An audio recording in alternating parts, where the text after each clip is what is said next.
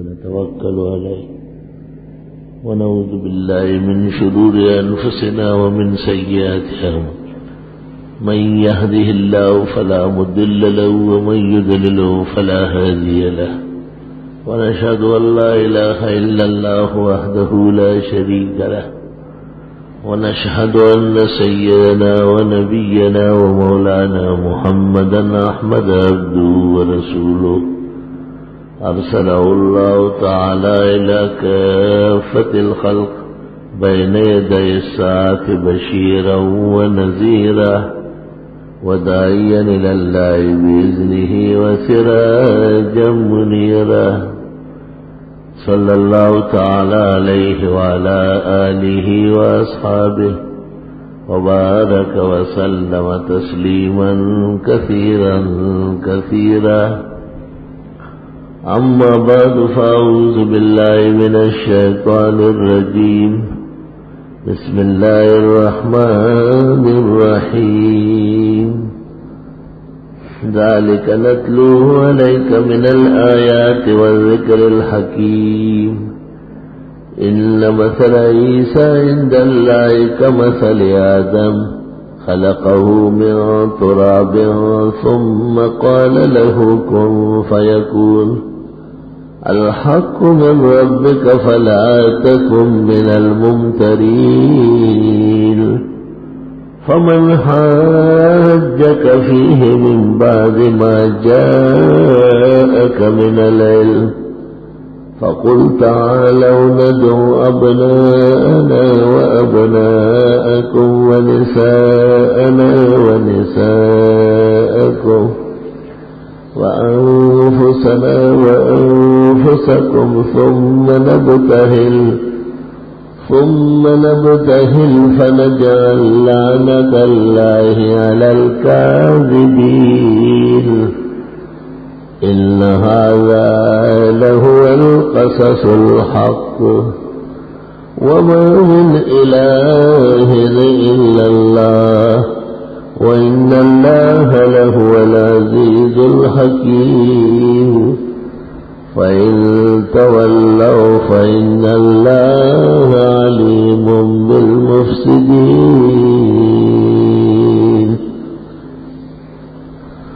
أخرج البخاري ومسلم في صحيحيهما أن النبي صلى الله عليه وسلم قد قال: من كذب علي متعمدا فليتبوأ مقعده من النار. اللهم صل وسلم على عبدك ورسولك ونبيك محمد الأحمد وعلى آله وأصحابه وبارك وسلم عليه.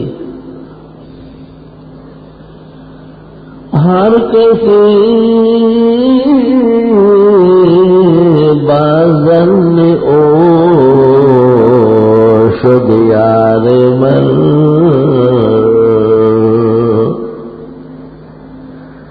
ہر کسی بازن او شد یار من وزدرونی کسن جست سرائبن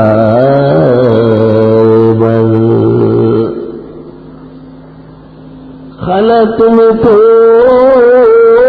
پتپوس راغلن چپر ویگم حغست جنرائنا. اللهم صل وسلم على عبدك ورسولك ونبيك محمد أحمد وعلى آله وأصحابه وبارك وسلم عليه. قابل قدر بزرگوں، محترم بھائیوں اور معزز سامعین، ربیع الاول کا مہینہ ہے اور اس مہینے کی 9 تاریخ کو فخر الرسل والنبیین، سید الاولیاء والمتقین سید الشفاء یوم الدین محمد الرسول اللہ صلی اللہ علیہ وسلم کی ولادت بسعادت ہے۔ اس سلسلے میں روایات کافی ہیں، مشہور دو روایتیں ہیں، ایک جو سند کے ساتھ ہے، قوت کے ساتھ ہے، وہ یہی ہے کہ ربیع الاول کی 9 تاریخ کو حضرت صلی اللہ علیہ وسلم پیدا ہوئے ہیں، اس دنیا میں تشریف لائے ہیں، اور سحری کا وقت ختم ہو رہا تھا اور صبح صادق کی گھڑیاں داخل ہو رہی تھی، اور اس وقت ہدایت کا آفتاب اور رشد کا ماہتاب، کونین کا سر اور قافلہ حق کے مقتدا، جن اور انس کے پیشوا، انبیاء کے سرتاج، قبلتین کے امام، صاحب المعراج والدرجات، صاحب القرآن والوحی، جناب نبی کریم صلی اللہ علیہ وسلم متولد ہوئے ہیں۔ اور دوسری روایت یہ ہے ابن اسحاق مورخ کی کہ تولد بھی 12 ربیع الاول کو ہے، لیکن محدثین، مفسرین، مورخین تینوں طبقات کا اتفاق ہے کہ جس روایت میں ولادت 12 ربیع الاول کو بتائی گئی ہے وہ روایت کمزور ہے، علمی استناد اس کی نہیں ہے، اور علماء حدیث تفسیر نے قاطبتاً اس کو کمزور اور ضعیف قرار دے دیا ہے۔ البتہ اس پر اتفاق ہے کہ جناب رسول اللہ صلی اللہ علیہ وسلم کی وفات حسرت آیات، انتقال پرملال اور وصال الی اللہ اور ارتحال من الدنیا اور روح الی الآخرہ، وہ 12 ربیع الاول کو ہے، اس میں اختلاف نہیں ہے، بلکہ وفات کے سلسلے میں شاید دوسری روایت بھی نہیں ہے، یہ ایک ہی روایت ہے، اس لیے مسلمانوں کے ہاں 12 ربیع الاول کو 12 وفات کہتے ہیں۔ اسلام میں خوشی کے بھی احکام ہیں اور غم کے بھی احکام ہیں۔ حضرت جب پیدا ہوئے تو زمانہ جاہلیت کا تھا، اور اس وقت اہل جہل کو اس بات کی اطلاع نہیں تھی کہ ایک در یکتا اور ہدایت گراں قدر جناب نبی کریم صلی اللہ علیہ وسلم تشریف لائے ہیں، گو بہت ساری کرامات اور فیوز و برکات نازل ہوتی رہی، نبی کی بعثت تکوینی ہوتی ہے، اللہ تعالی کی طرف سے ہوتی ہے، مخلوقات عارضی زمینی لوگ جیسے چاہیے اس طرح اس سے آگاہ نہیں ہوتے ہیں۔ آپ نے اس سلسلے میں 3 باتیں کہی ہیں۔ ایک بات یہ کہی کہ ابراہیم علیہ السلام نے کعبے کی تعمیر کے وقت جو دعا فرمائی ہے، ربنا وابعث فیہم رسولا منہم، یا اللہ کعبہ تو آپ کے حکم سے تعمیر ہو گیا، تعمیر مکمل ہو گئی، تیرا گھر تیار ہوا، تیری مسجد بن گئی، اس میں امام اور خطیب آپ خود مبعوث فرمائیں۔ مسجد میں سب سے بڑا مسئلہ امام اور خطیب کے تقرر کا ہے، اور جب سے لوگوں نے اس کو آسان سمجھا ہے فتنے ہی فتنے پھیل گئے ہیں۔ امام میں یہ دم خم نہیں ہے کہ وہ عقیدہ بیان کر لے، وہ عقائد پر قادر نہیں ہے، وہ سنتیں نہیں جانتا، لوگوں کو نہیں کہہ سکتا، وہ آداب سے بے خبر ہے، ساری قوم پیچھے بے ادب، بے آداب اور بے ذوقی سے لبریز ہو کر کے کھڑی ہے، اسے احساس نہیں ہے، قلب میں سوز نہیں، روح میں احساس نہیں، کچھ بھی پیغام محمد کا تمہیں پاس نہیں۔ اسلام میں سب سے بڑا درجہ امام کا ہے، پیغمبر کے بعد بڑا مقام اور مرتبہ امام کا ہے۔ پیغمبروں کے لیے اللہ کہتے وَجَعَلْنَاهُمْ أَئِمَّةً، میں نے ان کو امام بنایا ہے۔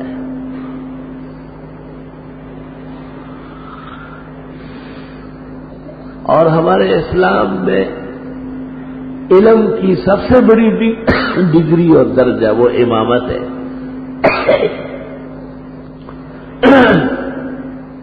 حضرت نے بیماری میں ابو بکر کو امام بنایا تو صحابہ مہاجر و انصار متفق ہو گئے کہ یہی خلیفہ ہوگا، امام سے بڑا کون؟ اور جب ابو بکر سے کہا کہ اب آپ مقرر کریں تو فرمایا عمر سے بڑا امام کون ہے؟ تو ان کی خلافت بھی اتفاق سے طے ہو گئی۔ اور ہر دور اور ہر زمانے میں امامت دینی اقتداء اور اہتداء کا مرحلہ اعظم سمجھا گیا ہے، تو مسلمانوں کا دین اور اسلام محفوظ رہا ہے۔ آپ نے فرمایا کہ ابراہیم علیہ السلام نے جو دعا فرمائی تھی کعبے کی تعمیر کے بعد، ہر نیک عمل جب مکمل ہو جائے، غالیۃ المواعظ میں ہے الدعاء عند ختم کل خیر مستجاب، ہر نیکی کے اختتام پر دعا قبول ہوتی۔ ہم نماز پڑھ کر کے دعا مانگتے ہیں، ہم تلاوت کر کے دعا مانگتے ہیں، ہم درس دے کے دعا مانگتے ہیں، بہت سارے اصحاب دل کھانا کھا کے فارغ ہو کے دعا مانگتے ہیں، ضروری تو نہیں سمجھ سکتے، دعا تو حدیث میں آئی ہے، سنت ہے، البتہ ہیئت بنا دیتے ہیں ہاتھ اٹھائے تاکہ سب لوگ توجہ سے دعا مانگیں۔ اور چونکہ دعا زبانی بھی ہو سکتی ہے، کبھی چھوڑ بھی دیتے ہیں، زبانی پڑھ لیتے ہیں۔ ہم جب مسجد میں داخل ہوتے ہیں تو بھی دعا مانگتے ہیں اللہم افتح لی ابواب رحمتک، اور جب نکلتے ہیں تو بھی دعا مانگتے ہیں اللہم انی اسألک من فضلک۔ جب نیند سے بیدار ہوتے ہیں اس وقت بھی دعا مانگتے ہیں الحمدللہ الذی احیانا بعد ما اماتنا والیہ النشور، خدایا تیرا شکر نے آپ نے جگایا ورنہ ہم تو مر سکتے تھے۔ سوتے وقت بھی دعا مانگتے ہیں بسمک اموت و احیا، خدایا تیرا نام لے کے سوؤں گا اور تیری قدرت اور نام کے برکت سے ہی اٹھوں گا۔ طہارت خانے میں جانے سے پہلے باہر دعا مانگی جاتی ہے اللہم انی اعوذ بک من الخبث والخبائث، خدایا شرپسند شیطانوں سے بچا، مرد ہے یا عورت ہمیں تکلیف نہ دے، ذہنی خطرے میں نہ ڈالے، شک شبے میں نہ ڈالے۔ وہاں سے فارغ ہو کے پھر دعا مانگتے غفرانک، اللہ ہم تیری بخشش کے محتاج ہیں۔ جیسے ایک مرحلہ آپ نے آسان کیا ہے، ایک بڑا مرحلہ مغفرت کا ہے، اسے بھی آسان فرما، اور تفصیلی دعائیں بھی آئی ہیں الحمدللہ الذی عافانی، کہ اللہ تعالیٰ نے مجھے عافیت بخشی، تکلیف دور فرمائی۔ بیوی سے ملتے وقت بھی دعا کی جاتی ہے اللہم جنبنا الشیطان وجنب الشیطان مما رزقتنا، خدایا شیطان سے ہمیں دور فرما، اس کو ہم سے دور فرما، اور جو بچہ ملنے والا ہے اس کو بھی شیطان سے بچا۔ بخاری شریف میں ہے اس دعا پڑھنے کے بعد اگر بچہ جم گیا لم یضرہ الشیطان، شیطان اس کو عمر بھر کچھ نہیں بگاڑ سکے گا۔ دعا ماں باپ نے مانگی، یعنی باپ نے مانگی اور ماں مطیع رہی، اور ثمرات اور برکات اولاد کو نصیب ہو گئی۔ معلوم ہوا کہ گزرے ہوئے بزرگوں کے اچھے اعمال سے آنے والوں کو فوائد ملتے ہیں، برکات نصیب ہوتی ہے۔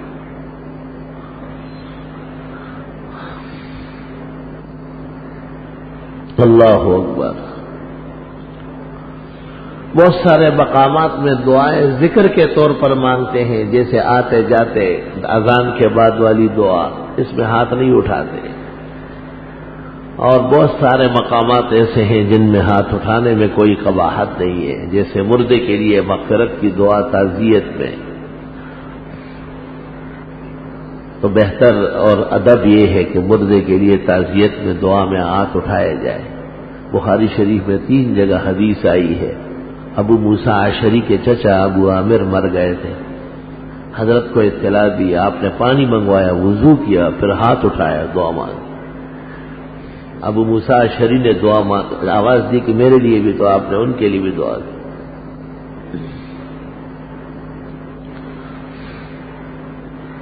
ابراہیم علیہ السلام کعبے کی تعمیر سے فارغ ہو گئے تو انہوں نے دعا مانگی، یا اللہ اس مسجد حرام، اس کعبہ عظما،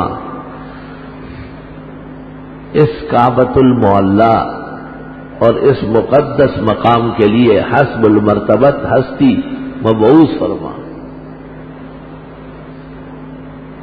اس نبی کا کیا کام ہوگا؟ 4 کام ہوں گے۔ امام کے 4 مسلح ہیں، 4 ذمہ داریاں ہیں۔ یتلو علیہم آیاتک، قرآن مجید لوگوں کو پڑھائے، وہ سنت ادا ہوتی ہے، ائمہ نمازوں میں قرات کرتے ہیں، وَيُعَلِّمُهُمُ الْكِتَابَ وَالْحِكْمَةَ، اور قرآن مجید کے مسائل اور حدیث اور فقہ کے مسائل ان کو سمجھائے۔ 3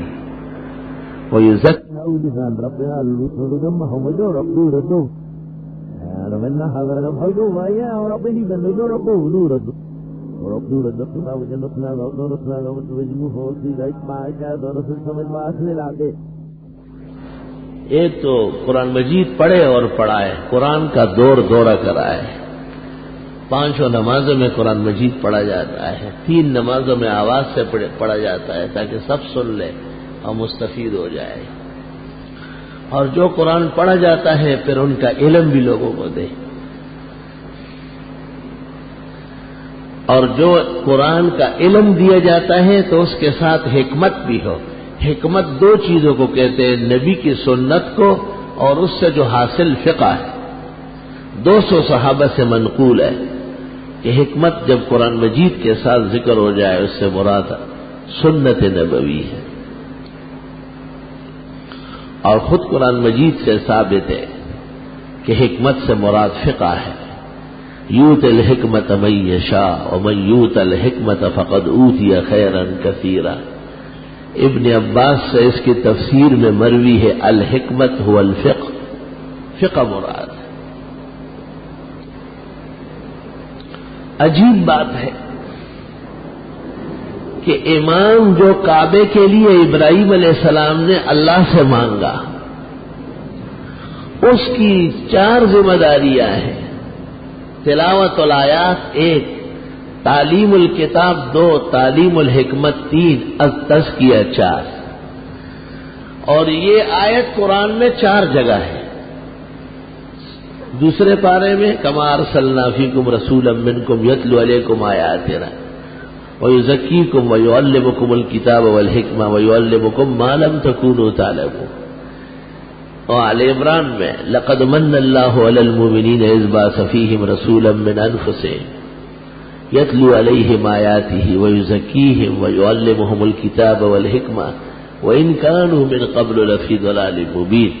اور 4 جگہ سورہ جمعہ میں هو الذی بعث فی الامیین رسولا منہم یتلو علیہم آیاتہ ویزکیہم ویعلمہم الکتاب والحکمہ وإن كانوا من قبل لفی ضلال مبین۔ آیت بھی قرآن میں 4 جگہ ہے، اور آیت میں 4 مقامات امام کے اور نبی آخر زمان کے بیان ہوئے ہیں۔ قرآن مجید کا پڑھنا پڑھانا سکھانا ہے، قرآن مجید کے علوم سے آراستہ کرنا، حکمت سمجھانا اور تزکیہ کرنا۔ تزکیہ کے معنی ہیں برے عقائد، برے اعمال، برے اخلاق، برے معاملات سے لوگوں کو چھڑانا۔ حضرت فرماتے ہیں ابراہیم علیہ السلام نے اللہ تعالیٰ سے جو دعا کی تھی کہ ربنا وابعث فیہم رسولا منہم، خدایا اب اس مکے والوں میں انہی میں ایک پیغمبر بھیج دے، انہی میں۔ ابراہیم علیہ السلام تو عراق سے آئے تھے، اسماعیل علیہ السلام بھی ان کے بیٹے تھے، وہاں سے آئے تھے۔ پہلے امام دور سے آتے ہیں، پھر وہاں لوگوں میں صلاحیت ہو جاتی، لوگ پڑھ لیتے۔ تو حضرت نے کہا انہی میں سے یہاں کا آدمی امام آ جائے، یہاں کے لوگوں میں علم آ جائے، تہذیب آ جائے تو کتنی اچھی بات ہے۔ مقامی لوگ عموماً احترام کرتے بھی ہیں لیکن سطحی طور، تحقیقی نہیں۔ اپنے بیٹے کو اسکول اور کالج کا راستہ دیتے ہیں، ہاں طالب علموں کو دیکھ کے کہتے ہیں ماشاءاللہ بڑا نور برس رہا ہے، بڑا اچھا لگ رہا ہے۔ آپ کو بھی تو خدا نے بیٹا دیا ہے، پوتے دیے ہیں، عزیز و اقارب ہیں، ان میں سے آپ طالب علم نہیں بناتے ہیں۔ اس کا بھی ثواب ملے گا ان کے، لیکن تھوڑا ملے گا، کچھ حساب بھی ان کے ساتھ ہوگا۔ ربنا وابعث فیہم رسولا منہم، خدایا انہی لوگوں میں سے اہل مکہ میں پیغمبر مبعوث فرما۔ حضرت جب تشریف لائے ہزاروں سال بعد تو فرمایا انا دعوت ابی ابراہیم، میرے روحانی باپ، دادا، بزرگ، دینی رہنما اور رہبر ابراہیم علیہ السلام نے تعمیر کعبہ کے وقت جو دعا کی تھی، میں وہ دعا ہوں، اس کا نتیجہ ہوں، اس کی برکت۔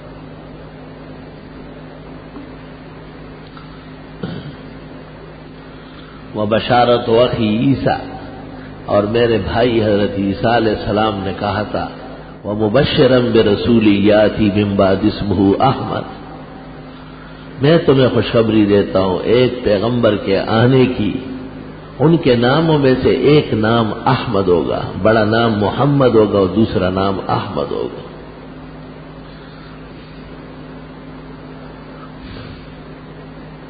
تو فرمایا عیسیٰ علیہ السلام کی خوشخبری بھی میں ہی ہوں۔ اور ورؤیا ملتی، میری والدہ نے ایک خواب دیکھا تھا، انہ خرج منہا نور، کہ اس کے جسم سے ایک نور نکلا، نور کے معنی شعلہ، چمک۔ میں خود حیران ہوتا تھا کہ یہ کس طرح ہوتا ہے۔ اللہ تعالیٰ اپنے بندے کی تسلی کسی نہ کسی طریقے سے کراتا ہے۔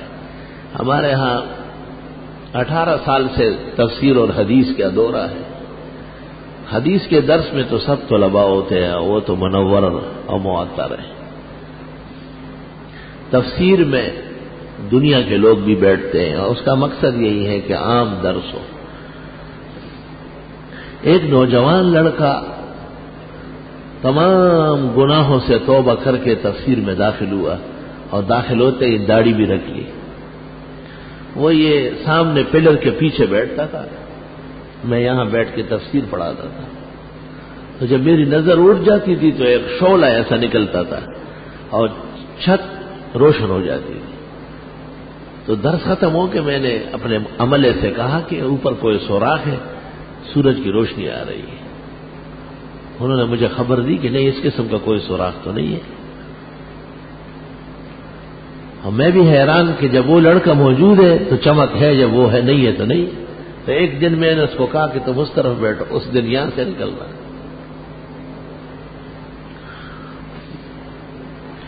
دل سے جب بندہ توبہ کر لے، اللہ اس کی عزت کرتا ہے، انعامات دیتا ہے۔ بن کے بندہ جو اسے دل سے صدا دیتا ہے، بن کے بندہ جو اسے دل سے صدا دیتا ہے، اس کا ہر کام خدا جلد بنا دیتا ہے۔ دین اس کی ہے فقط ایک ذریعہ انسان، دست انسان سے انسان کو خدا دیتا ہے۔ اللہ اکبر و کبیرہ۔ دوسرا، میں ایک مدرسے میں گیا، وہاں کے محتمم صاحب نے کہا کہ میں ایک قاری صاحب کو بلاتا ہوں اور ان کی تلاوت سن لے۔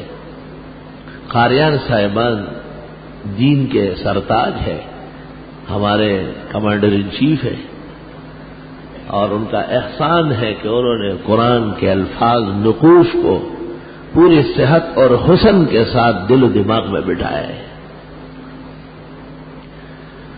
امت محمدیہ کی عزت رفتہ کے باعث اور زمان یہی لوگ ہیں۔ جس سرزمین پر قرآن پڑھنے والا ہے وہ محسن ہے ہمارا، اور پھر صحت و تجوید اور محاسن کے ساتھ کیا کہنا ہے اس کے شرف و منزلت کا۔ وہ تو کچھ فنکار نکلے ہیں، اداکار، گویے، وہ گلنار بیگم اور میر خانم کی نسل کے ہیں، ان کا رد کرتا رہتا ہوں میں کہ ان کا قرآن سے کیا تعلق ہے، یہ تو میراثی ہے۔ اگر گویہ اور اداکار وہ ممبر پر بیٹھ جائے اور کان پہ ہاتھ رکھے تو ہم اس کو سلام کرنے والے نہیں، ہمیں پتہ ہے کہ یہ اداکار ہے۔ ان اداکاروں کی میں مذمت کرتا ہوں۔ یہ طریقے آج حسن غیرات ہے، یہ ڈرامہ بازی، یہ لوگوں کی توجہ علم عقائد سے ہٹانا ہے اور لوگوں کو شور شرابے میں ڈالنا ہے۔ غیرت پیدا کرو، حسن قرات میں عقائد بیان کرو، وضاحت کرو کہ قرآن کیوں نازل ہوا۔ توحید کے لیے آیا ہے قرآن، ایک اللہ کی عظمت و وحدت کے لیے آیا ہے۔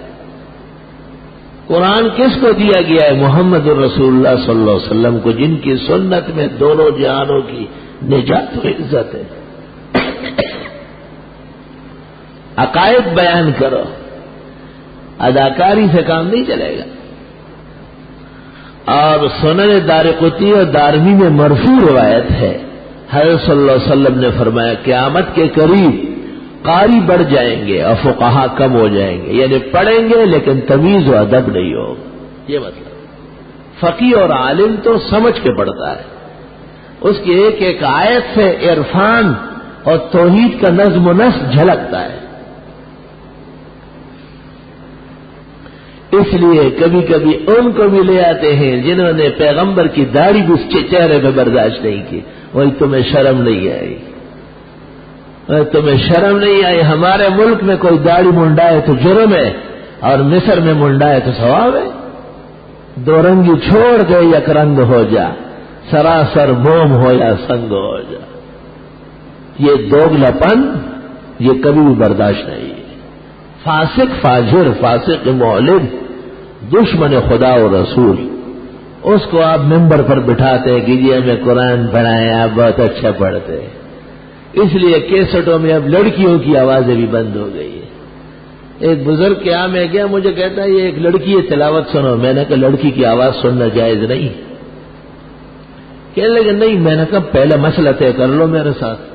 آپ اور ہم 15ویں صدی میں آئے، اسلام مکمل ہو چکا ہے، 14 صدیوں میں تشریح ہو گئی ہے۔ بڑا کتب خانہ تھا، میں نے کہا اس کتب خانے میں کوئی کتاب نکالو جس میں ہو کہ عورت کی آواز سن سکتے ہیں، اور یہ تو متلذذہ مترنم آواز ہے، یہ تو بالاتفاق ناجائز ہے۔ شیشے کے گھر میں بیٹھ کر پتھر ہی پھینکتے، دیوار آہنی پہ حماقت تو دیکھیے۔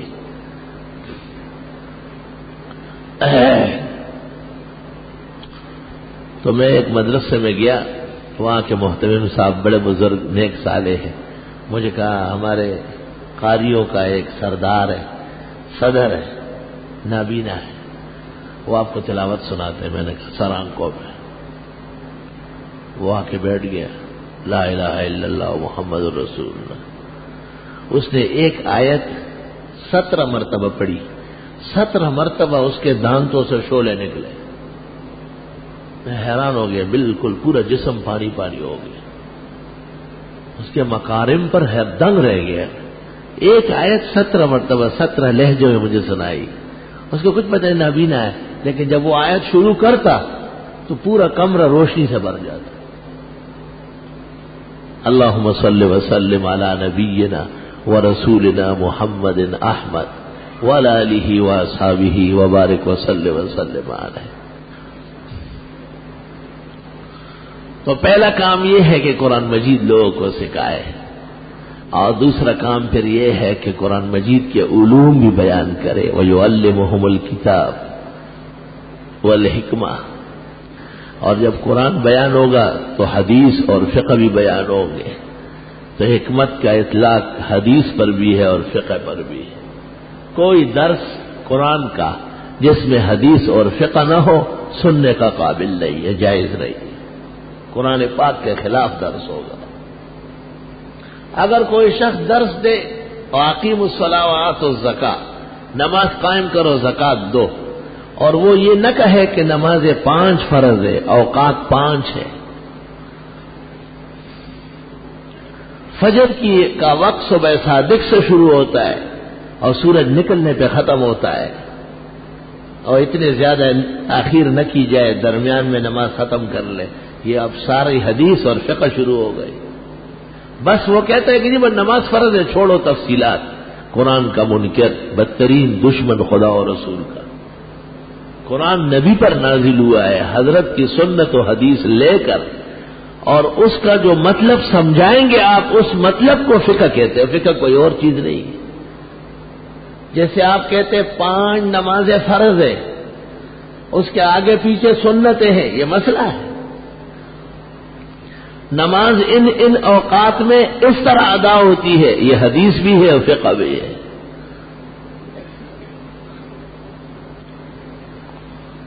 اس لیے قرآن کریم اور ایمان بغیر حدیث اور فقہ کے نامکمل اور ناقص ہے، اس کی کوئی حقیقت نہیں. زکات دو آیت میں ہے. گندم میں کتنا دے، باجرے میں کتنا دے، بھیڑوں میں کتنی دے، سونے کا کس طرح دے، نقدی کا کس طرح دے، یہ قرآن پاک کی کسی آیت میں نہیں. یہ جناب رسول اللہ صلی اللہ علیہ وسلم نے احادیث میں بیان کیا ہے، اور فقہائے کرام نے ان مطلبوں کو جمع کر کے امت کو آسان کر کے تیار کیا ہے کہ آپ یہ لے، اس سے آپ کی مشکل پوری حل ہو جائے گی. بنی ہوئی دوائیاں اسٹور میں موجود ہے، لیکن ڈاکٹر کے بغیر کوئی دوا خرید کے کھائے تو صحت و زندگی خطرے میں پڑ جائے. سب کو پتا ہے کہ کیمسٹ کی دکانیں بھری پڑی، تو کہتے ہیں ڈاکٹر صاحب سے پوچھ کے آتا، ان سے مشورہ کر کے یہ ڈاکٹر صاحب، یہ الفقہاء هم الاطباء، فقہائے کرام یہ تمام بیماریوں کے طبیب ہے، مسائل دین، احکام حلال و حرام سمجھانے کے ماہرین ہیں.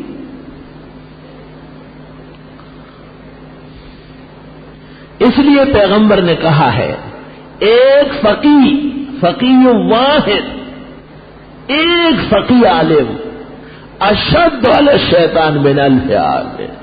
1000 عابد و زاہد و صوفی و ٹیاں پیاں سارے جمع ہو جائے، ایک نور نزا کا ماہر طالب، اس کے مقابلے میں ان کا درجہ 0 ہے. وہ حلال و حرام جانتا ہے. ایک قدوری اور ہدایت کا بہترین مدرس، وہ ان تمام کتب اور غوث سے بڑھ کر درجے والا ہے. پیغمبر کہتا ہے ایک فقہ کا ماہر، اس کی ضرورت ہے. 1000 عابد و زاہدوں کی ضرورت نہیں. وہ عابد و زاہد اپنے گھر کے لیے ہوں گے، فقیہ کی فقہ پورے عالم کے لیے ہو. چلتے پھرتے اٹھتے بیٹھتے لوگ مفتی سے، علماء سے مسائل پوچھتے ہیں، وہ جوابات دیتے ہیں. اللہ اکبر. امام ابو حنیفہ رحمۃ اللہ علیہ اپنی مجلس میں بیٹھے تھے، شاگردوں کے ساتھ ہجوم تھا. شمس الائمہ نے مبسوط میں لکھا ہے. تو امام صاحب کے پاس ایک شخص آیا اور اس نے کہا لی الخلوہ، مجھے تنہائی چاہیے. آپ نے فرمایا انا فی الجلوہ، میں ساتھیوں کے ساتھ بیٹھا ہوں، تیرے لیے نہیں اٹھوں گا، مجھے ضرورت نہیں. تو اس نے کہا کہ مجھے کچھ پوچھنا ہے. آپ نے کہا سل ما تشاء، جو پوچھنا ہے پوچھو. مطلب اس کا یہ تھا کہ مجھے خلوت چاہیے کہ یہ لوگ نہ سمجھے نا. تو حضرت نے کہا ٹھیک ہے. کیا قابل زمانہ تھا جی؟ تو اس شخص نے کہا ما 3 میم کا ہے. امام صاحب نے کہا لا. اس نے کہا السلام علیکم. وعلیکم السلام. امام صاحب سے شاگردوں نے پوچھا اس نے کیا پوچھا؟ کہا اس نے کہا ساس سے کبھی نکاح ہو سکتا ہے؟ میں نے کہا کبھی بھی نہیں ہو سکتا، کبھی بھی نہیں ہو سکتا. پھر اس نے کہا سالی سے ہو سکتا ہے؟ تو میں نے کہا کہ بیوی کے نہ ہونے کی صورت جب وہ مر جائے یا مطلقہ ہو جائے، اس کے ہوتے ہوئے نہیں. پھر اس نے ایک رضائی رشتے کا پوچھا، اس کا بھی میں نے کہا کہ نہیں ہو سکتا. یہ کیسے پتہ چلا؟ حضرت نے کہا سوال ان کا تھا، مجھے سمجھنا تھا، جواب میرا تھا، ان کو سمجھنا تھا. تم سے تو پردہ کرنا چاہتا تھا. ان میں سے ایک آدمی جا کے اس سے باہر پوچھا کہ آپ نے ہمارے استاد سے کیا پوچھا؟ انہوں نے کہا یہ 3 نکاحوں کا پوچھا، ساس کا، بیوی کے ہوتے ہوئے سالی کا، اور ایک رضائی بہن کا. حضرت نے کہا نہیں ہو سکتا. تو حضرت نے کہا جو کہا نہیں ہو، ایک بھی نکاح صحیح نہیں، غلط. فقیہ واحد، ایک فقہ کا ماہر استاد. فقیہ مسئلے سے ڈرتا نہیں ہے، احوال سے پریشان نہیں ہوتا. اس کا سینہ بڑا ہوتا ہے، اس کا عزم فولاد کا ہوتا ہے، اس کے سر میں کئی سینکڑوں آدمیوں کا دماغ ہوتا ہے، اس کا دل فرش پر اور جڑا ہوا ہوتا ہے عرش والے کے ساتھ. اسے پتا ہے کہ اسلام کامل و اکمل ہے. میں جواب دے دوں گا، اس کی تسلی ہو جائے گی. ہر ٹیڑے اور خراب کو سیدھا کرنے کا علاج فقہ ہے، جس کو آپ راستہ دے دیں. فقہ کے معنی راستہ دینا. ایک آدمی غلط جا رہا ہے کہ ادھر چلو، یہ راستہ ہے. جہاں آپ جا رہے ہیں آگے بند ہے، واپس آنا پڑے گا. دریا میں گر جاؤ گے، روڈ ٹوٹا ہوا ہے، سر کے بل مر جاؤ گے. فقہ کوئی آسان کام ہے. دم دم اچئی نور دئی ہو لا سچئی خامار تھا وہ گورا چمیار تھا. یتلو علیہم آیاتک ویعلمکم الکتاب والحکمہ ویزکیہم. اور یہ پیغمبر ان کا تزکیہ فرمائیں گے. ہمارے رسول جناب نبی کریم صلی اللہ علیہ وسلم کے بارے میں اللہ تعالیٰ نے فرمایا ہے کہ مسلمانوں پر میرا بڑا احسان یہ ہے کہ میں نے انہی میں سے نبی مبعوث کیا ہے. لقد من اللہ علی المؤمنین. اللہ نے بہت بڑا احسان کیا مسلمانوں پر.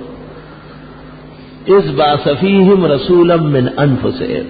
انہی میں سے بشر، انسان، ایک عربی، ایک تہامی، مکی، ہاشمی، حجازی، ابراہیم و اسماعیل علیہ السلام کے نسل حسب کے ایک فرد فرید محمد رسول اللہ صلی اللہ علیہ وسلم کو اللہ نے نبوت و رسالت کے لیے منتخب فرمایا اور ان کو قرآن نازل کیا اور ان کو کل کائنات کے لیے ہادی و مہتدی بنایا. اس پیغمبر کا کیا کام ہے؟ یتلو علیہم آیاتک، وہ آیتیں پڑھیں گے. ویزکیہم، اور ان کا تزکیہ کریں گے. تزکیہ کے معنی ہے پاک کرنا. پاک ہوتا ہے گند سے، اور گندگی 2 قسم کی ہے. ایک حصی جیسے پیشاب پاخانہ، پیغمبر نے بتایا ہے کہ پیشاب کے چینٹوں سے بھی دور رہو، نجاست سے دور رہو، ایسی چیزیں نہ استعمال کرو جس سے بدبو آتی ہو، فرشتے دور بھاگتے ہیں اس سے، مسجد کے آداب کے خلاف. حصی نجاست سے بھی نبی نے تعلیم دے کے بچایا. اور ایک روحانی نجاست ہے، مانوی نجاست، جسے فقہا کہتے حکمی. جیسے جھوٹ، نقص العہد، خیانت، معصیت، یہ روح کی بیماریاں، باطن کے امراض اور تپیڑے، ان کا علاج بھی پیغمبر نے فرمایا ہے وحی کے ذریعے۔ بڑی بیماریوں میں سے ایک بیماری یہ ہے کہ دین کے اندر اضافہ کیا جائے اور دین میں کوئی عقیدہ اور عمل اپنی طرف سے اختیار کیا جائے۔ اللہ تعالیٰ فرماتے ہیں کہ یہ پیغمبر اس کی بھی پاکی فرمائیں گے۔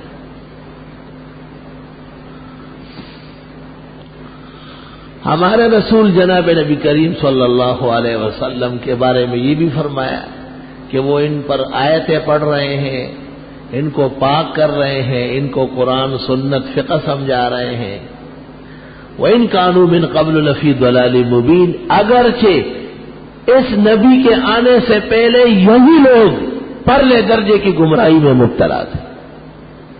وہ گمراہی کیا تھی؟ کون سی گمراہی تھی جس میں مکے کے باشندے مبتلا تھے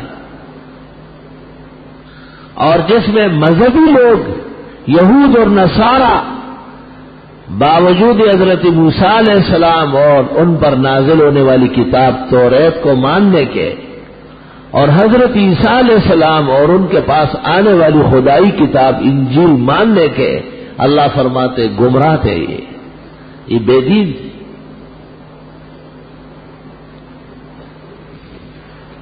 اصل بات یہ ہے کہ مکے کے مشرکوں کے ہاں نام تو ابراہیم علیہ السلام اور اسماعیل علیہ السلام کا تھا، لیکن عقائد اور اعمال ان کے خلاف تھے، ان کے خلاف تھے۔ اور یہود اور نصارہ دعوت و موسیٰ علیہ السلام اور توریت کا کرتے تھے اور عیسیٰ علیہ السلام اور انجیل کا کرتے تھے، مگر اختیار ان عقائد کو کر چکے تھے جو حضرت موسیٰ اور توریت اور حضرت عیسیٰ اور انجیل کے سراسر منافی تھے، سراسر منافی تھے۔ اللہ فرماتے ہیں نبی آیا، احسان کیا میں نے، اور یہ نبی ان کو قرآن پاک پڑھائے گا، سمجھائے گا، اپنی سنت اور حکمت سے آراستہ فرمائیں گے اور ان کو ہر طرح گندگیوں سے پاک کریں گے۔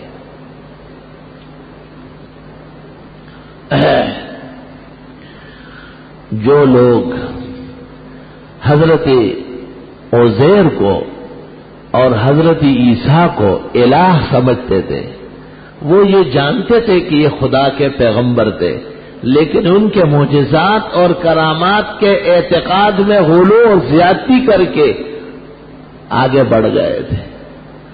اللہ نے ان کا لحاظ نہیں کیا، فرمایا لقد کفر الذین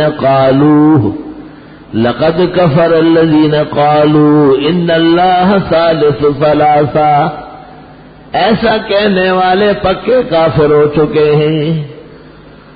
لحاظ کوئی نہیں ہے، بزرگوں کا ادب و احترام حدود شرع میں ہو تو عبادت ہے، اس سے تجاوز کیا جائے تو معصیت ہے۔ وَإِن كَانُوا مِن قَبْلُ لَفِي ضَلَالٍ مُّبِينٍ، اور نبی کے آنے سے پہلے یہ لوگ گمراہی میں تھے، پیغمبروں کے بارے میں، ولیوں کے بارے میں، بزرگوں کے بارے میں اپنے خود ساختہ اور تراشیدہ عقائد بنا چکے تھے۔ ربیع الاول کا مہینہ ہے اور اس میں ایک فرقہ میلاد النبی کے نام پر ایک مستقل سلسلہ شروع کر چکا ہے۔ وہ ہرے جھنڈے لہرانا، مکانات پہ لٹکانا، گاڑیوں پر، اور سر پہ ہری پگڑیاں تو پہلے سے باندھی ہے، ورنہ ایک جھنڈا اپنے کمر میں بھی گاڑ دیتے۔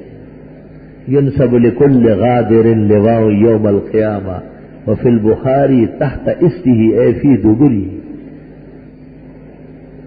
وہ ایک جھنڈا تو پہلے سے گڑا ہوا ہے۔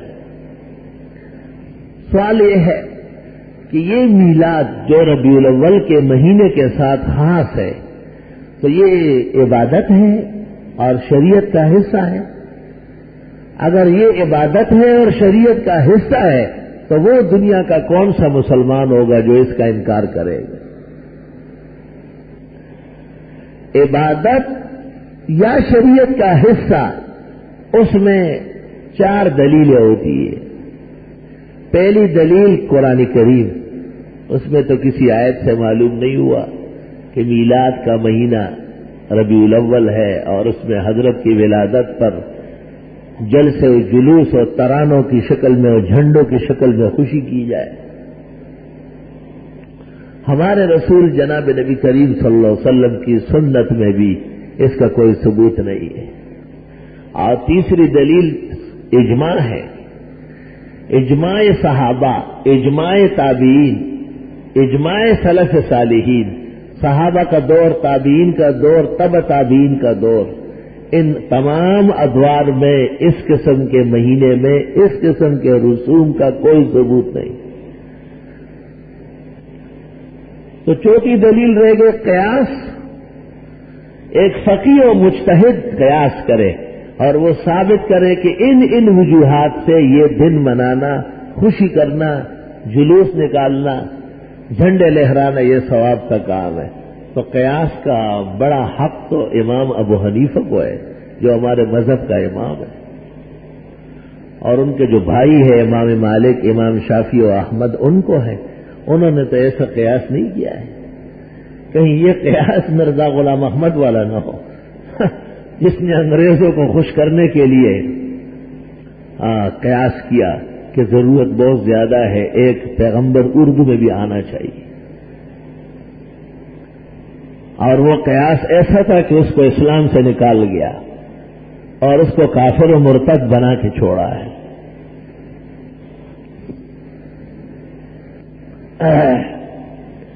چونکہ ہمارے وعظ میں دینی مدرسوں کے طلباء بھی ہے تو میں ایک مثال دیتا ہوں تاکہ وہ اچھی طرح سمجھ لیں اور حضرات بھی سمجھ سکتے ہیں۔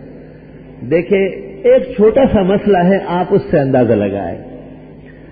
جب بچہ پیدا ہو جائے کسی گھر میں تو حکم یہ ہے کہ 2 بکرے 7ویں دن یا 14ویں دن یا 21ویں دن عقیقے کے کاٹے جائیں، اور اگر بچی ہے تو 1 بکرا کافی ہے۔ جس دن بکرا کٹے اس دن بال بھی اتارے جائے، سونے یا چاندی سے وزن کیے جائے، اس دن نام کا بھی اعلان ہو جائے کہ بھئی یہ نام پختہ کر دیا گیا، اس کو عقیقہ کہتے ہیں۔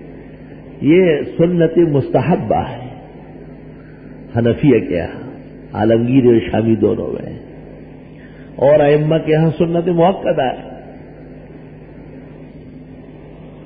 جناب رسول اللہ صلی اللہ علیہ وسلم کی عمر شریف 60-59 کے آس پاس تھی، اور حضرت نے 2 بکرے منگوائے اور فرمایا کہ ان کو کاٹتا ہوں کیونکہ میں زمانے جاہلیت میں پیدا ہوا ہوں۔ فمن عقا عنی، میرا عقیقہ کس نے کیا ہو؟ دیکھو، عقیقہ ایک مستحب امر ہے، فرض واجب نہیں ہے، ہو تو بہت اچھا، نہ ہو تو کوئی حرج نہیں، لیکن حضرت نے فرمایا کہ میں زمانے جاہلیت میں پیدا ہوا ہوں، میرے والد صاحب مر چکے تھے، میرا عقیقہ کس نے کیا ہے؟ نہیں، میرا عقیقہ ہے۔ میں پوچھتا ہوں کہ حضرت نے اس طرح ایک مجلس نہیں لگائی کہ میں زمانے جاہلیت میں پیدا ہوا ہوں، میری پیدائش پر کس نے جلسہ و جلوس کیا ہوگا، آج زندہ باد مرد آباد کے نعرے لگاتے؟ نہیں ہے، اس قسم کا کوئی واقعہ نہیں، بنک نہیں ہے، بنک اس قسم کا۔ فاتوا برہانکم ان کنتم صادقین، کذابین و دجالین قیامت تک ثبوت پیش نہیں کر سکتے، افاکین۔ اور اگر نہیں ہے اور قرآن سنت اجماع اور قیاس کے مطابق ربیع الاول کے رسوم جو بدعتی کرتے ہیں، ان کے جلسے جلوس اور میلاد کے عنوان پر پروگرام، ان کا کوئی ثبوت نہیں ہے، تو پھر قرآن پاک سے پوچھو قرآن کیا کہتا ہے. فمن حاجک فیہ من بعد ما جاءک من العلم، آپ کے پاس علم ہے اور ان کے پاس نرا جہل ہے اور اب بھی جھگڑتے ہیں. فقل تعالوا ندعو ابناءنا وابناءکم ونساءنا ونساءکم وانفسنا وانفسکم. اب ان سے مباہلہ کر لو. مباہلہ کیا ہے؟ فنجعل لعنت اللہ علی الکاذب ثم نبتہل، پھر اللہ سے دعا کر لے ابتہال عاجزی کے ساتھ. فنجعل لعنت اللہ علی الکاذبین، کہ اللہ لعنت برسائے جھوٹوں پر. جھوٹا وہ جس نے پروگرام ایجاد کیا، جس نے مہینے کو خاص کیا، جس نے دن منانے کے لیے گھڑا ہے، جس نے نبی رسول صحابہ تابعین فقہاء محدثین کے خلاف ایک نئی شریعت ایجاد کی ہے. فنجعل لعنت اللہ علی الکاذبین. ہم اللہ سے کہیں گے کہ ان جھوٹوں پر لعنت ہو. اب کسی کو خیال آ سکتا اوہ بڑی بات ہو گئی، یہ میری باتیں تو آیت ہے. ان ھذا لہو القصص الحق، یہ بیان بالکل برحق ہے. ان ھذا لہو القصص الحق وما من الہ الا اللہ. واقعی اللہ کے علاوہ کوئی مشکل کشا و حاجت روا نہیں، اور وہ کس گن میں مبتلا ہے. وَإِنَّ اللَّهَ لَهُوَ الْعَزِيزُ الْحَكِيمُ، اور بے شک اللہ خوب غالب اور حکمت والے ہیں. فَإِن تَوَلَّوْا، اگر اتنے بڑے مضمون اور دعوے کے بعد میں اس نے نہیں مانا، منہ موڑا، فَإِنَّ اللَّهَ عَلِيمٌ بِالْمُفْسِدِينَ، اللہ جانتے ہیں ان فسادیوں کو، میرا فساد. یہ آیات قرآن مجید سورۃ آل عمران میں جناب رسول اللہ صلی اللہ علیہ وسلم نے سن 9 ہجری کے آس پاس دنیا کے ذمہ داروں کو خطوط لکھے تھے اپنی تشریف آوری کے، اور اللہ کی توحید کے اور شرک اور کفر سے توبہ کرنے کی. مدینہ منورہ کے قریب میں نجران نام کی ایک مختصر سی حکومت تھی عیسائیوں کی، لیکن بڑی مالدار، بہت مضبوط. وہاں بھی ایک خط گیا، اور وہاں کے بادشاہ نے 70 آدمی بھیجے جن میں 14 علماء تھے، اور انہوں نے حضرت سے گفتگو کی. اس گفتگو نے مناظرے کی شکل اختیار کی، اور حضرت کی مدد و نصرت کے لیے اللہ نے جبریل کو بھیجا. وہ سوال کرتے تھے، وہ جبریل آیت سناتا تھا. 87 آیات یا 84 ابن عباس کہتے ہیں وہ نجرانیوں کے جواب میں نازل ہوئی. وہ حضرت عیسیٰ کے بارے میں اس قسم کے پلندے بنا چکے تھے، بے سروپا کہانیاں اس قسم کی جو نہ نبی کی شان ہے نہ ادب و احترام ہے. عیسائیوں نے ایسے ڈرامہ بازیاں شروع کی تھی جو بدعتی کرتے ہیں. تو قرآن نے کہا ذالک نتلوہ علیک من الآیات والذکر الحکیم، یہ جو ہم سناتے ہیں یہ 2 ٹوک کتاب اور اصل بیان ہے. تم جھوٹ بولتے ہو. وہ بغیر باپ کے پیدا ہوئے ہیں، خدا کا بیٹا بھی تو ہو سکتا ہے، وہ خدا کے نور سے پیدا ہے، جب اتنا قریب کیا ہے، کلمہ اور روح ہے تو مشکلات بھی حل کر سکتا ہے. وہی چیزیں ہیں، ساری وہی باتیں ہیں. ذالک نتلوہ، اللہ نے کہا کہو جو ہم پڑھ رہے ہیں یہ آیات 2 ٹوک ہے اور بالکل صحیح نصیحتیں ہیں. وَإِنَّ مَثَلَ عِیسَىٰ عِندَ اللَّهِ كَمَثَلِ آدَمَ، عیسیٰ علیہ السلام تو ماں سے پیدا ہوئے ہیں، وہ حاجت روا و مشکل کشا بنتے. آدم کیوں نہیں بنے جس کی نہ ماں ہے نہ باپ ہے، میری مٹی سے پیدا ہوئے. وہ قاعدہ بھی ان کا غلط کر دیا. الحق من ربک، جو آپ کہہ رہے ہیں یہ حق ہے تیرے رب کے ہاں سے، فلا تکن من الممترین، بالکل شک کرنے کی ضرورت نہیں.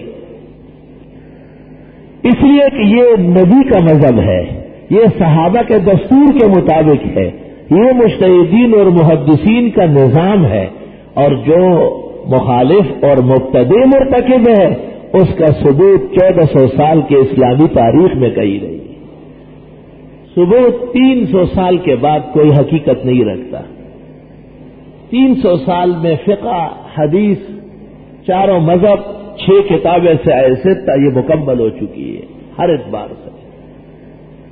اب قیامت تک لوگ ان کا اتباع کریں تو حق پر رہیں گے، اور اس سے ہٹے یا اپنا اضافہ کرے تو بدترین مجرم بنیں گے۔ اس لیے پیغمبر نے بھی کہا من کذب علی متعمدا، جس نے مجھ پر جھوٹ بولا جان بوجھ کر۔ ایک آدمی صبح سے کھڑا ہے دھوپ میں، چھوٹے چھوٹے بچوں کو ہری پگڑیاں اڑائی ہے، جھنڈے ہاتھ میں دیے ہیں، آج میلاد شریف ہے، آج میلاد شریف ہے۔ وہ بچہ غریب، اس کی ماں یہ سمجھے گی کہ آج بہت پیارا دن ہے، ہمارے رسول تشریف لائیں، شاید صحابہ ایسے قطار میں کبھی کھڑے تھے، شاید امام ابو حنیفہ اور مالک اسی طرح قطار بناتے ہوں گے، بندروں کی طرف چل رہے ہوں گے۔ وہ شرم تم کو مگر نہیں آتی۔ پیغمبر کیا کہتے ہیں؟ من کذب علی متعمدا، جس نے جان بوجھ کر مجھ پر جھوٹ بولا۔ ربیع الاول کے اس قسم کے پروگرام نہ نبی نے کیے نہ کہے، نہ صحابہ نے کیے نہ کہے، نہ جھنڈے لہرائے گئے، نہ ان کا کوئی ثبوت ہے۔ من کذب علی متعمدا فلیتبوأ مقعدہ من النار، ایسے لوگ اپنی جگہ دوزخ میں متعین کرے، سوائے دوزخ کے ان کو کچھ نہیں ملے گا۔ هل اتاک حدیث الغاشیہ، اے نبی آپ کے پاس قصہ آیا ہوگا ڈھانکنے والے دن کا، قیامت کا۔ وجوہ یومئذ خاشعہ، کچھ چہرے اس دن ذلیل ہوں گے، عاملۃ، بہت کچھ کیا ہوگا، ناصبہ، سوائے تھکاوٹ کے کچھ نہیں ملے گا۔ بمصطفیٰ برسا خوش را کی دین ہم اوس، اگر باؤ نہ رسیدی تمام بول حدیث۔ تعجب کی بات یہ ہے کہ شاعر نے کہا کہ حضرت سے لو اور ان کے مطابق کرو ورنہ ابو لہب والے کام ہے۔ میلاد النبی منانے والے سب سے بڑا دلیل ابو لہب کو پیش کر رہے ہیں۔ وہ کہتے ہیں حضرت کی پیدائش کا سن کر ابو لہب نے اپنی کنیز صہیبہ آزاد کی تھی، اس لیے ابو لہب ان کا جرنیل ہے میلاد کے مسئلے میں۔ یہ وہی ابو لہب ہے جس کے بارے میں قرآن کہتا ہے تبت یدا ابی لہب، اور لوگوں کا ایک اور ابو لہب میلادی کے دونوں ہاتھ ٹوٹ جائے، اسی نے بدعت کی بنیاد ڈالی۔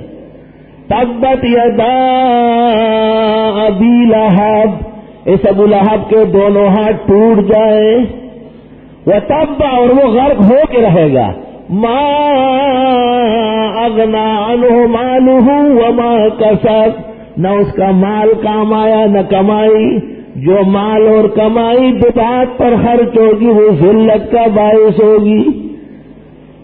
سیصلی نارا ذات لہب، ان قریب یہ جلانے والی آگ میں جا گرے گا۔ صرف وہ نہیں، وامرأتہ، ان کی بیوی بھی، عورتیں بھی بڑی شوق سے میلادیں کراتی ہے، میلادی ابو لہبی عورت ہے۔ قرآن پاک کی اس صورت میں تو میلادوں کی جڑیں کاٹ کے رکھی بالکل۔ وامرأتہ، اور اس کی بیوی بھی، اس میلادی ابو لہبی کی بیوی، وہ میلادن، وہ بھی حمالۃ الحطب، اس نے بھی بڑے گناہ کا وزن اٹھایا۔ نبّ علیہ العلوسی والرازی، ہایا تفسیر اجود، فی جیدہا حبل من مسد، اس کے گلے میں کھجور کی بٹھی ہوئی چالیوں کی رسی ڈلے گی، اس کو گھسیٹا جائے گا کہ آپ اور آپ کے گھرانے سے بے دینی اور کفر پھیلا ہے۔ اللہ تعالیٰ کل عالم کے مسلمانوں کو اپنے پیغمبر کی سیرت اور صورت اپنانے کی توفیق عطا فرمائے، عقیدے اور عمل کی تباکاریوں سے محفوظ فرمائے۔ وآخر دعوانا الحمدللہ۔ کوئی خاص وجہ نہیں ہے، بارہ اس طرح کی باتوں کی حاجت نہیں ہے، کثرت سے استغفار کریں، اور جو نقش یہاں سے نکلا ہے وہ آپ پڑھتے رہیں، میں بھی دعا کروں گا اور یہاں کے دوستوں سے بھی دعا کے لیے عرض کرتے ہیں، اللہ آسان فرمائے گا۔ تعویذ واویز سے کچھ نہیں ہوتا، یہ خیالات ہے، اوہام ہے، جادوگروں کے پراپیگنڈے ہیں۔ ایک ہی گھر میں دو سگے بھائی اور ان کی بیویاں اور بچے رہائش پذیر ہے، کیا ہے تمام خواتین ایک جگہ مشترک طور پر دین تعلیم کا حلقہ لگا سکتے ہیں؟ علیحدہ تعلیم کا حلقہ لگائیں گے، مطلب فرد تو بابیوں سے ضروری ہے۔ دو بھائی آپس میں ایک دوسرے سے ناراض ہو، آیا ان دو بھائیوں کے عبادت میں کوئی فرق پڑتا ہے؟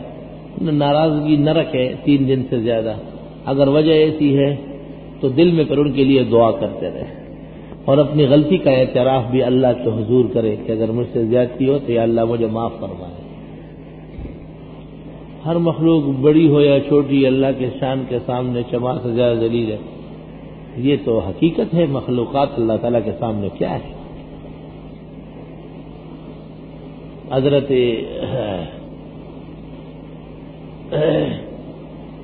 شہاب الدین سروردی رحمت اللہ علیہ کی کتاب عوارف المعارف میں ہے کہ حضرت اس وقت بیعت کرتے تھے کہ یہ قول لیتے تھے کہ کہو کہ ہر مخلوق اللہ کے سامنے اونٹ کی مینگنی سے زیادہ کم تر ہے.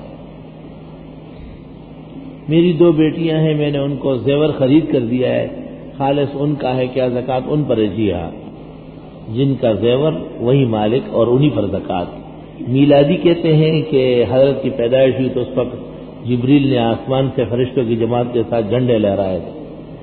لعنت اللہ علی الکاذبین، میں نے خطبے میں آیت بھی پڑھی ہے کہ اللہ فرماتے کہ ایسوں پر لعنت ہو، اور پیغمبر نے بھی کہا جو بات دین میں نہیں ہے اور کوئی کہے وہ جہنم میں جگہ بنائے. ان کی شکست کے لیے یہی کافی ہے کہ ان قسم کے بدعات میں یہ پرلے درجے کے بے دلیل ہے، کوئی حقیقت نہیں ہے. اسٹیٹ لائف کا کاروبار کرنے میں کوئی حرج ہے یا نہیں؟ اگر انشورنس گاڑی ہے، درست بات یہ ہے کہ کاروباری لوگوں کے لیے گاڑی، کار، بنگلہ، فیکٹری کا انشورنس صحیح ہے، مجبوری ہے، بما کراہیت کے کر لیں، زندگی کا انشورنس نہ کریں. ضعیف حدیث حجت بن سکتی ہے. ضعیف کی 146 قسمیں ہیں. شرح الموضوع مقدمہ ابن سلام میں ہے، بدترین ضعیف موضوع ہے جو بالکل ہی ناکارہ ہے، اس پر کوئی عمل نہیں. اگر ضعف قلیل ہے تو نسبت نبی کی طرف نہ کرے، بشرطے کہ اصل من الاصول سے متعارض نہ ہو اور اس سے کوئی حکم ثابت نہ ہو تو عمل ہو سکتا ہے. پراپرٹی جائیداد کی خرید فروخت کی جو ایجنسی ہوتی ہے اس میں کام کرنا کیسا ہے؟ جھوٹ نہ بولے، دھوکہ نہ کرے، حلال کمیشن لے جائے. قبرستان میں ہاتھ اٹھا کر دعا مانگنا کیسے؟ حکیم الامت مولانا اشرف علی رحمت اللہ علیہ امداد الفتاوی جلد 1 صفحہ 550 پر لکھتے ہیں قبرستان میں مردے کے لیے دعا کرتے وقت ہاتھ اٹھانا آداب دعا اور سنت ہے. رسولوں کی تعداد کتنی ہے؟ 13 ہے یا 15 ہے؟ اور بعضوں نے کہا ہے کہ مرسل 13 یا 15 ہے اور رسول 300 ہے اور بقیہ انبیاء ہے. کسی بزرگ یا بڑوں کا احترام کرنا، ہاتھ چومنا کبھی کبھی خیر ہے لیکن عادت نہ بنائے. یا محمد پڑھنا لکھنا چونکہ یہ بدعتیوں کا شعار ہے اس لیے منع ہے. ایک عزیز نے فرمایا کہ وہ حج ادا کرنے کے لوگوں کے ساتھ جہاز میں سفر کے لیے گیا. 6 سے 7 دن کا سفر تھے. اس دوران ایک بوڑھی عورت کا انتقال ہوا.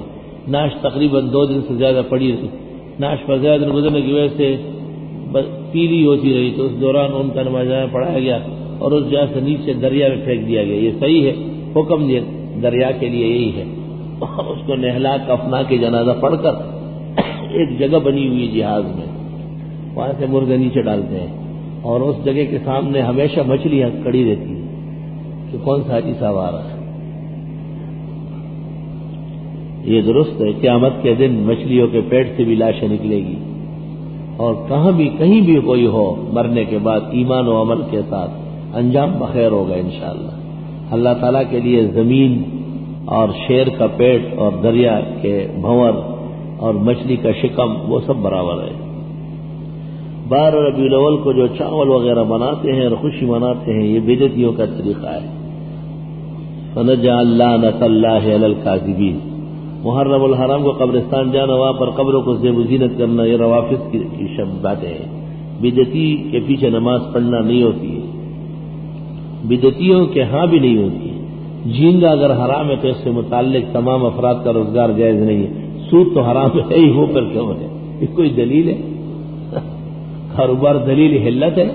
مولانا بن جگر بہت نیک صاحب دل اور اہل حق کے لسان و ترجمان ہے. خدا تعالی حضرت کو زندگی جاوید، صحت کاملہ، شفا عاجلہ عطا فرمائے۔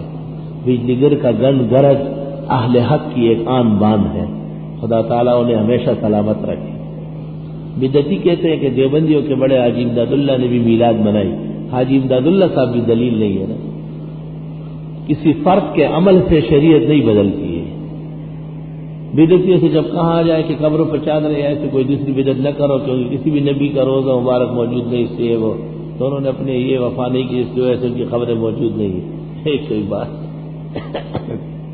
ماشاء اللہ لا قوت الا باللہ کی وجہ اگر ماشاء اللہ لا حول ولا قوت، حدیث شریف میں ہے وہ، لیکن قرآن کی آیت میں صرف اتنا ہے ماشاء اللہ لا قوت الا باللہ۔ وہ نظر سے بچانا، گھر کو بچانا، تکلیف اور بلیات کو ٹالنے کا علاج صرف اتنا لکھنا ہے ماشاء اللہ لا قوت الا باللہ، لولا اذ دخلت جنتک قلت ماشاء اللہ لا قوت الا باللہ۔ کوئی حنفی مذہب کا نمازی کہ کسی حنبلی شافعی مالکی کی اقتداء میں نماز پڑھے تو ٹھیک ہے، اپنے طریقے پر رہے، نماز صحیح ہے۔ معلوم یہ کرنا ہے کہ مقتدی امام کے پیچھے اللہ اکبر کہے گا، جی ہاں کہے گا، اللہ اکبر کہے گا، قرآن کا کوئی حصہ نہیں پڑے گا، بس یہ تمام چیزیں ساتھ پڑے گا۔ اگر مردے کو کندھا دیتے وقت یہ بات محسوس کی جائے کہ مردے کا وزن زیادہ ہے تو یہ بہت گناہگار ہے، 12 گناہگار ہم سب ہیں، دعائے مغفرت کریں ان کی، اس کے پراپیگنڈے اور اعلان کی ضرورت نہیں ہے۔ ممکن ہو آپ کا کندھا کمزور ہو، آپ کو زیادہ بھاری لگ رہا ہے، بعض مردے ایسے ہوتے ہیں، لیکن اس کا اشاعت اور نشر جائز نہیں ہے۔ مسئلہ یہ کہ مردوں کی اچھائیاں پھیلانا چاہیے، برائیاں دبانا چاہیے، اور یہ حدیث کا حکم ہے، اذکروا محاسن موتاکم وکفوا عن مساویہم۔ 4 فرض کی دوسری رکعت میں قاعدہ اولیٰ بھول کر تیسری رکعت کے لیے کھڑے ہو گئے، سورت پڑھ لی، سجدے سے پہلے قاعدہ یاد آیا، واپس پلٹ گیا، تشہد پڑھ کر باقی 2 رکعت مکمل کی، آخر میں سجدہ سہو کر لیا، کیا الٹا سیدھا کام کر لیا۔ 4 فرض کی دوسری رکعت میں قاعدہ اولیٰ بھول کر تیسری رکعت کے لیے کھڑے ہو گئے، سورت پڑھ لی، پھر سجدہ سہو کے لیے نیچے آیا، غلط کیا ہے۔ تبیین شرح کنز میں ہے کہ نماز فاسد ہو گئی، عالمگیری میں بھی یہ نماز فاسد ہو گئی کیونکہ فرضوں سے واجب کی طرف چلا گیا۔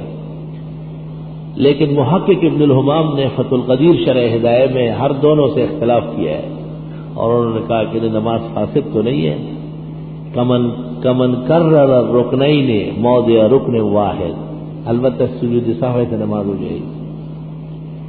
صوبہ سرحد و افغانستان میں اسی پر عمل ہے کہ اگر رکعت سے پھر قاعدے کی طرف چلا گیا، یعنی پہلے قاعدے کی طرف جو فرض نہیں واجب ہے، تو نماز فاسد سمجھی جاتی ہے۔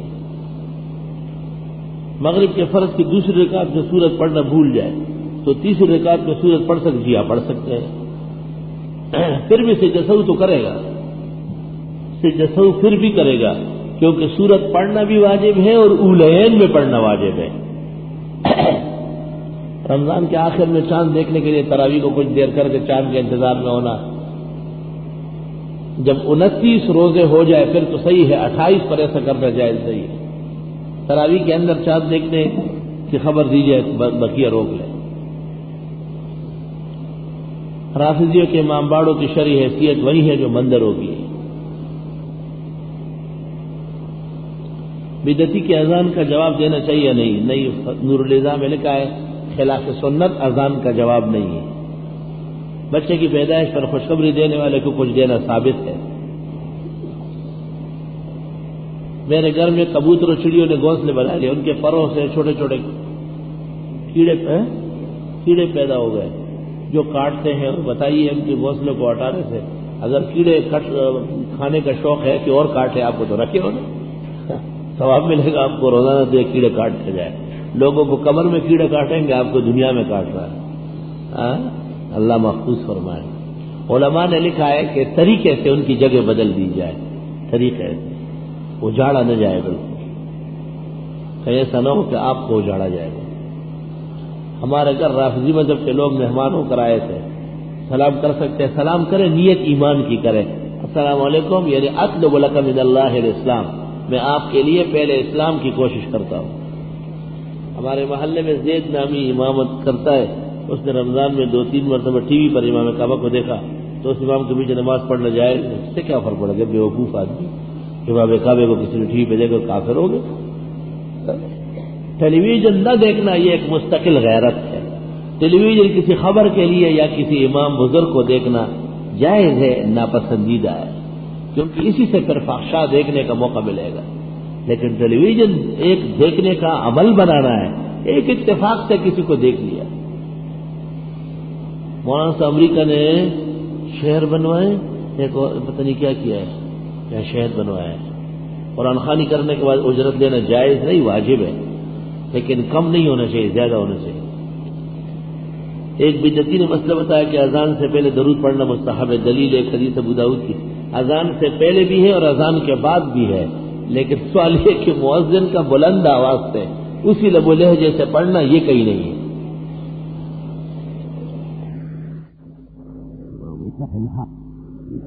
امام حیدر ابوالعلاء ہے بکرم قراشی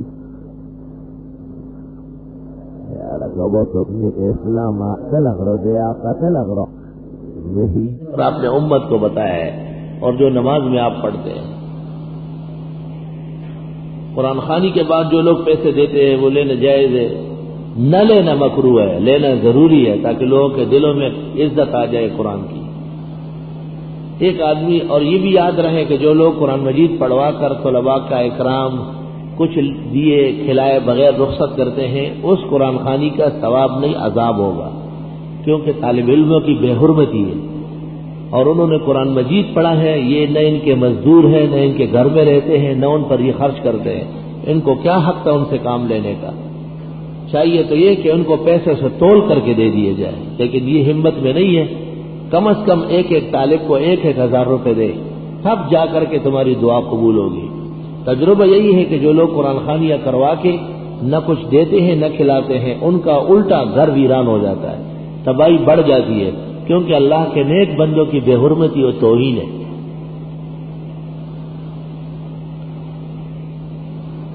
ایک آدمی 2 سنت کی نیت کر کے نماز پڑھے، اس کو نماز میں یاد نہ رہے، وہ 4 رکعت پڑھ لے، آخر سے سو کرے تو نماز صحیح ہو جائے گی. جی کسی گاؤں میں جمعے کی شرائط ہے، وہ موجود نہ ہو، اس گاؤں کے قریب 4 گاؤں اور ہو، مذکورہ تمام گاؤں والے ایک جامع سے نماز پڑھ سکتے ہیں.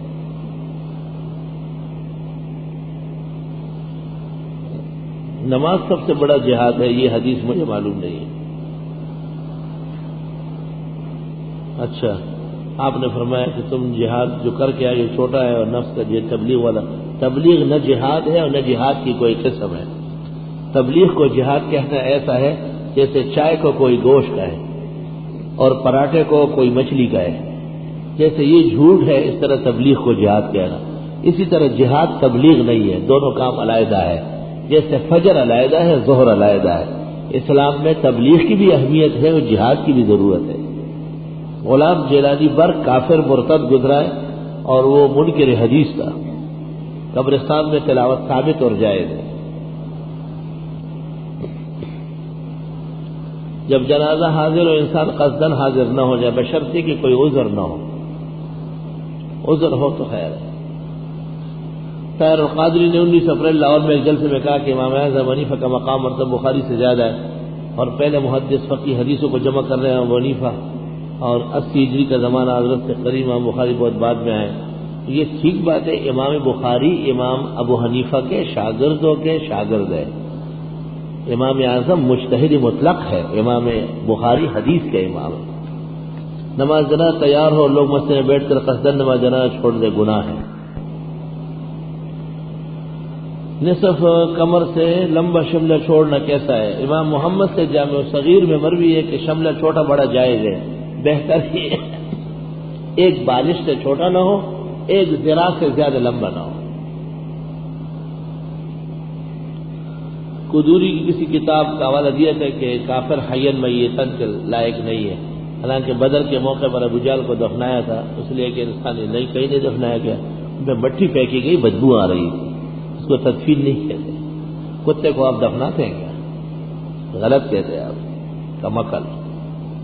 مشرک اور کافر ابو طالب جو مرا تھا تو بھی آپ نے علی کو کہا کہ ایسا نہلاؤ جیسے پلید کپڑے کو، اور ایسا پھینکو جیسے لاش نیچے پھینک دے. اکرام منع کیا ہے.